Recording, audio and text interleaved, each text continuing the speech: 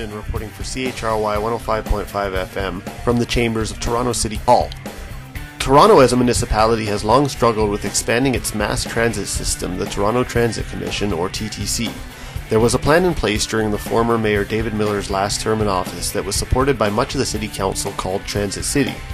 This plan largely involved the use of light rapid transit, or LRT lines, mostly above ground, including an LRT on Finch Avenue as well as one on Eglinton Avenue. This plan was to comprehensively bring easier access to the TTC to the Toronto megacity and connect downtown Toronto with the various boroughs to the east, west and north of it. On his first day in office, however, present Mayor Rob Ford announced plans to drop Transit City, opting instead for expanded subways. These subways seem unlikely though, as the provincial and federal governments have not funded the City of Toronto sufficiently for a major subway expansion. The Transit City project seemed dead in the first few months of Rob Ford's tenure as mayor, but recently legal experts have concluded that Mayor Ford did not actually have the authorization to unilaterally cancel the project without the approval of City Council first. I spoke briefly with Jacob Louey, a concerned citizen who was part of a Save Transit City campaign in the run-up to Mayor Ford's decision. Basically, Transit City was a plan to extend rapid transit to all corners of the suburbs. Light rail was chosen in order to increase capacity on overcrowded bus routes, as well as to improve reliability and speed. Long-term ridership projections are well within the capacity of surface light rail transit. What I like about Transit City is that it put more emphasis on providing rapid transit to the very neighborhoods along the routes, rather than just trying to skip these areas which need good transit service. I think that far too many transit plans are designed to zip outside commuters through neighborhoods as fast as possible, rather than trying to serve communities along the way. This is a particular problem with Ford's subway plan for Eglinton, because it omits stations, and the omission of stations make outside commuters very happy, but the local residents and workers along the corridor, they'll be facing overall longer travel times. As for whether Transit City will be making a comeback, yes, absolutely. People do change their minds in light of information. Councillor Karen Stintz was handpicked by Rob Ford to represent his administration as TTC Chairperson, but Stintz has recently questioned the probability of Rob Ford's transit plan. On Thursday, February 2nd, 2012, Karen Stintz held an open forum on the planned Eglinton line. This has been one that Rob Ford has chosen to spend the city's available money on, including the $8.4 billion that was committed by the Ontario provincial government. The proposed Eglinton line, however, would go underground, would not be above ground. Karen Stintz. That time is now, where Council has to make a decision whether or not they want to invest the $8.4 billion across the city, or whether we want to spend it all on one line. I spoke briefly with Councillor Augimeri about the present debate over transits, as well as the proposed route cuts in parts of the city, including her riding in North York. We need the federal and provincial governments on board if we're ever going to have adequate transit in this city. Neither one are on board right now. We need to keep talking to them, and we need to keep the lines of communication free and open. I don't like what Ford's sycophants did today. That is, that toe the line, follow the party line. These are not people who I believe actually even believe in that line. These are people who voted for Transit City when it was on the floor many years ago. So please, don't tell me you're against Transit City now. What were you wearing before? Blinkers? Get the tentacles of what was once Transit City out into the outlying communities of Scarborough and Rexdale to service Humber College, and that way people in the outlying municipalities and neighborhoods would have a chance of being part of Toronto. Yeah. So you think LRT is a good solution that should be invested in, yeah, as opposed to subways? Yes, absolutely. LRTs, rapid bus routes, all of that should be investigated. And I've asked Gary Webster, the Chief General Manager of the TTC, to give us a report, and it's coming soon, on what would be best for Finch right now, a BRT or an LRT. And we're going to get BRT? A bus rapid transit. Right. And we'll see, because it's $500 million to build a BRT. $500 million to build a BRT on Finch between Keele and Humber College. Just finally, I'd just like to ask, there's a lot of talk about cutting a lot of the bus routes, especially a lot in North York area. Me and Mr. Perruzza were talking about, for instance, the 196 and the 107. They want to decrease services there. Do you have any opinion on? We have commissioners who sit on the TTC who vote directly against the interests of their constituents who put them there. So I'm appalled. Yeah, but you're against these cutback service cutbacks? Of course, yeah. What can we do as alternatives, though? Well, I think we have to think seriously at getting communities riled up and calling up their councillors who vote against their interests. Mm-hmm. Councillor Anthony Perruzza, who represents the area of Jane and Finch and York University, deputed to Karen Stintz on the Eglinton line during the open forum, bringing up Transit City. I guess I'm going to end off somewhere at the end of my 5 minutes or so.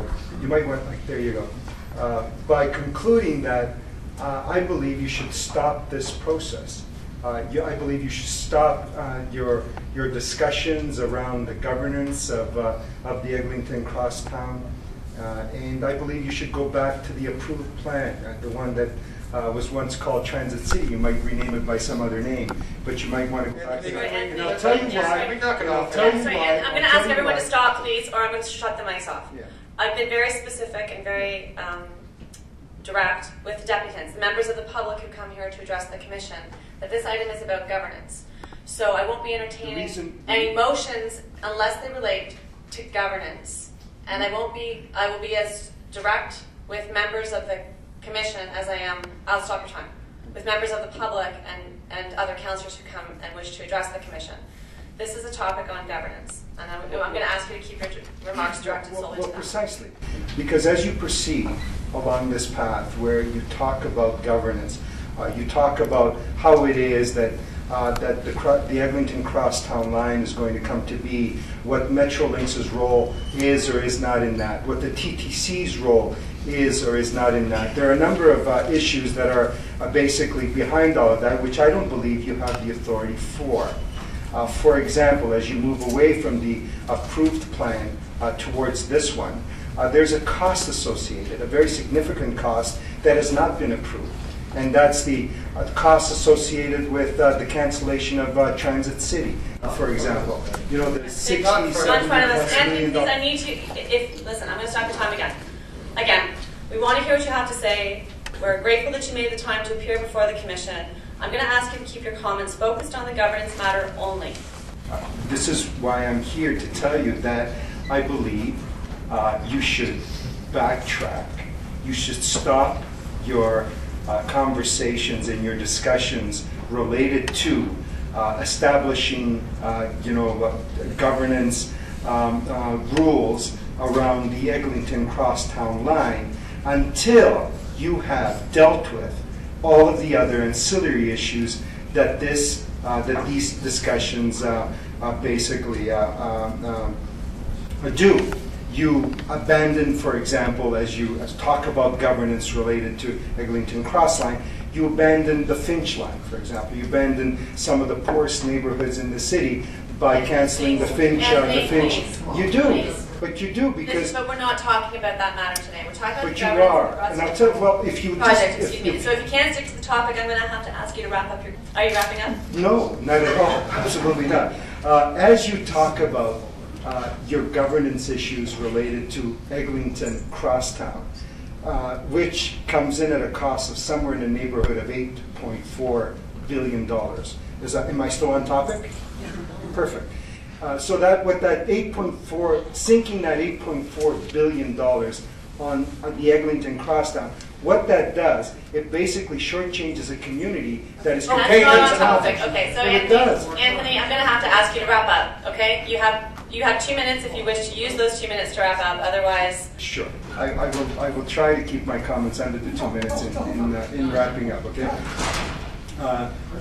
Madam Chair, I've never seen this before, where you may not want to hear some of the comments related to the governance issues addressed in your report. Okay, you know what? Okay, I'm going to ask that we stop. Okay, I'm stopping the time because you've repeatedly. I've asked you repeatedly to stay on topic, and you've repeatedly not. So let me conclude by saying that you all should kind of like shake your heads a little bit.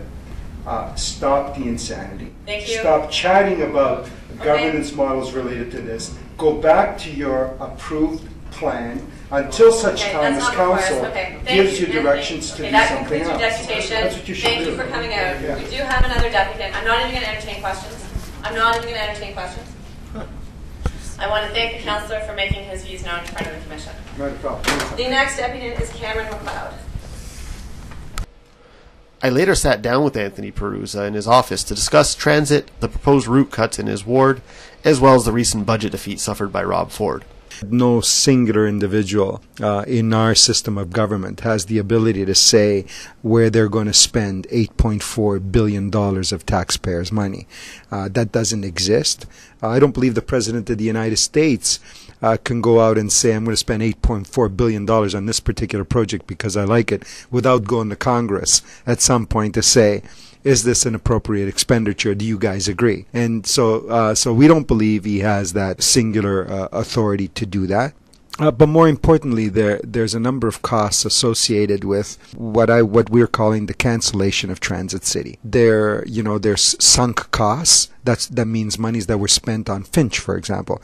We had a grand plan as part of the Finch Avenue, part of Transit City, to build a line on Finch running from Yonge Street all the way out to the airport. It meant widening Finch, transforming the road, putting transit LRT vehicles on their own dedicated right-of-way, making Finch Avenue work for transit users, making it work for drivers. We spent somewhere in the neighborhood of $15 million on that project. So you cancel it, and what the Memorandum of Understanding between the Mayor and Metrolink says is that the City of Toronto has to basically swallow that cost.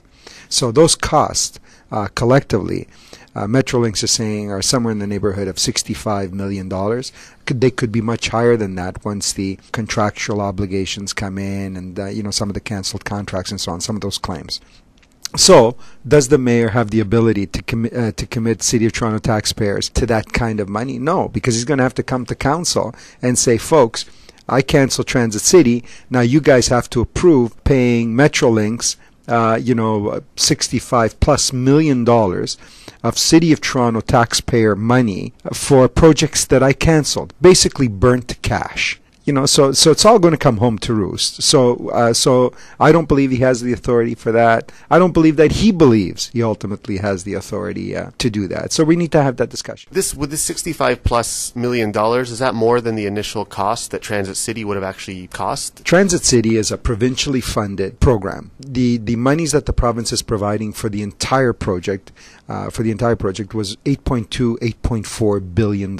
So with that $8.4 billion. Under the old plan, the City of Toronto was going to build the Eglinton Crosstown line, part of it buried underground from Black Creek to Laird Drive.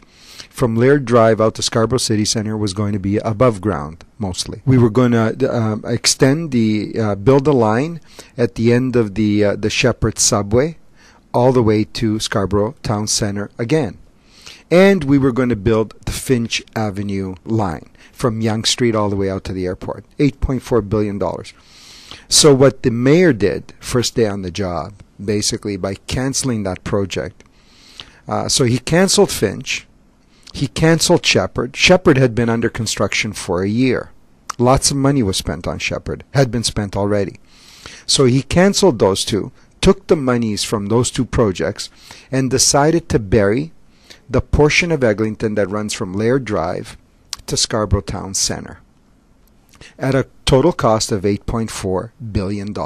So he took all the money that would have built 3-4 lines, including the Scarborough, the renewal of the Scarborough SRT. He took all of that money and basically buried under a portion of Eglinton from Laird to Scarborough City Centre. And he did that on his own. And what we're saying is he doesn't have the authority to do that on his own. We don't believe he has. So that discussion has to come to council. And today the TTC Commission was dealing with a portion of that is the governance model around the Eglinton Crosstown line, because there's some serious governance issues related to that. because the memorandum of understanding is just simply signed by the mayor and Metrolinx and not city council. So there's some serious issues related to that. With that being said, do you know if you can say at this point if there's going to be an attempt to revive Transit City? Well, the chair of the TTC is saying precisely that. She's saying, hang on a minute here.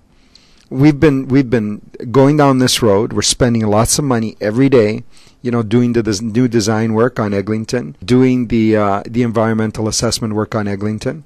We're talking about millions of dollars here of expenditures. And she's saying it probably doesn't make sense. We should go back to the old plan, because from a numbers, on how to best serve the people of the City of Toronto, the old plan seems to be the better way, because it does a lot more for the same amount of money. We don't have to sink Eglinton Avenue from Laird Drive to Scarborough Town Centre, because Eglinton Avenue is very wide. It doesn't have big densities on it in terms of ridership. In fact, the Finch 36 bus carries more people than Eglinton, for example. But they're going to bury Eglinton underground, and the 36 and the users of the 36 bus continue to languish in a very overcrowded system, stuck in traffic, especially during the the rush hours of the day. The buses bunch up because they're basically running in traffic, and they're full. So if you're a 36 Finch bus user, you look at all of this, and you look at what's going on at City Hall, and you say to yourself, you shake your head, you say, man, oh man, can't these people get together and do it right? It takes a long time to build these projects out and to do these things. And if you're a 36 bus user, well, you know what? If this saga continues to play out this way, the mayor, basically, leaving the northwest part of the City of Toronto, that's the people on the Finch bus, basically abandoning them in a sense, and we're going to be stuck for decades in the situation for those bus riders on Finch is just going to continue to get worse. Traffic is going to continue to get worse.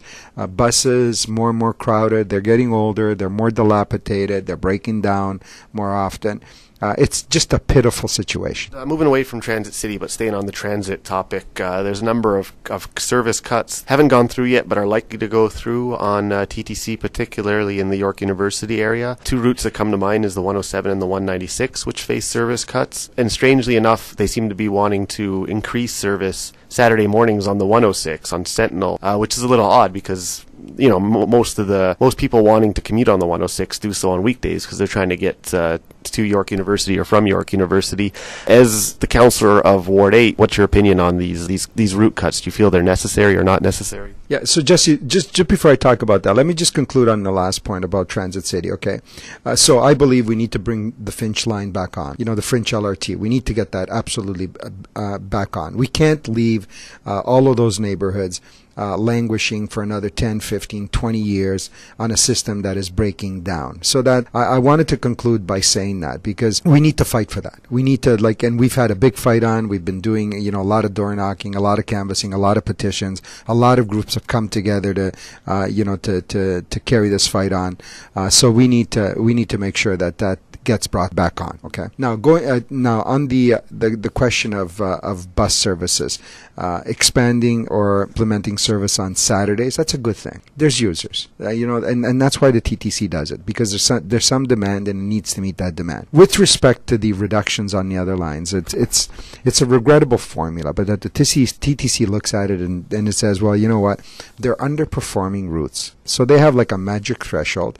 So underperforming means that you run a bus on a particular road, and if there aren't enough users in their view to justify, then basically the mandate that they have is to reduce and eliminate those routes. I believe that that's wrong-headed. I believe going down that road is wrong. In the last commission, I used to sit on the previous council's TTC commission. We were growing service. We were growing service everywhere. We added buses to the 36 route.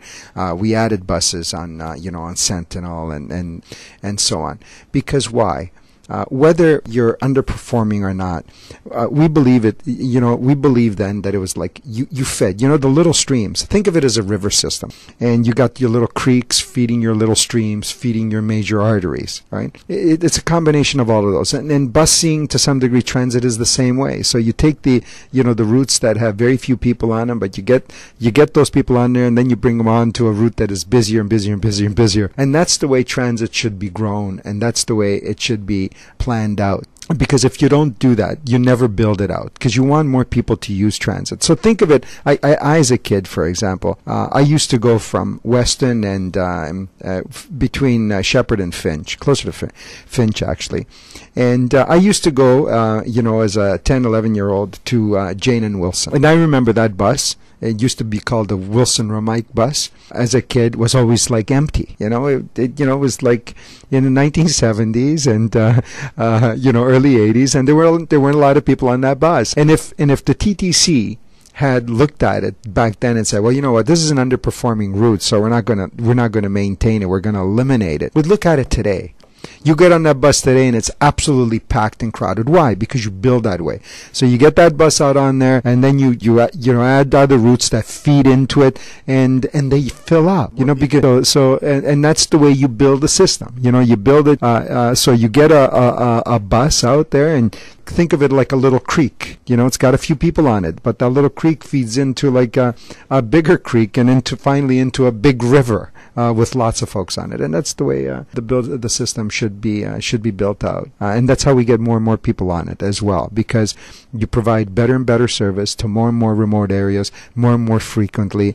It becomes more and more reliable, and then you get more and more users, and you get more people on it. Finally, I would just like to ask a question about the budget, which took place on January 17th, 2012. This has largely been seen as a defeat for Ford. It depends, just because Josh Cole, who's from what they call the mushy middle, came out against a lot of the service cuts, and a lot of the service cuts that were proposed didn't end up getting cut.